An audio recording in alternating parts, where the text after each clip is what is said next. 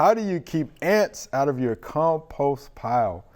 And this is Wade in Ortewa, Tennessee, all right? So guess what, Wade? We have our bug guy here. So do we need to keep the ants out? I don't really think you do, because the whole idea of compost is to break it down. Right. And so insects, whether it's termites, ants, they're breaking down wood often, like carpenter ants. So that's part of the process. So I wouldn't worry about that at all. Okay. Some people use black soldier flies to break down compost. Ah, the larvae will devour vegetable matter, especially if you have a big vegetable garden.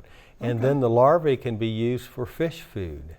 That's pretty cool. Ah, that is good. How about that? Ah, okay. Yes. It's good stuff. All right. And one other thing, though, if you turn your compost pile enough, Yeah, the ants won't want to be there. Yeah, you got to turn it to aerate it so it gets up to a proper temperature to kill the microbes. Right. And the ants won't want to be there anyway No, because you're disturbing them too much. That's right. All right. Thanks for watching. If you liked it, subscribe. We have hundreds of family plot videos for you to view.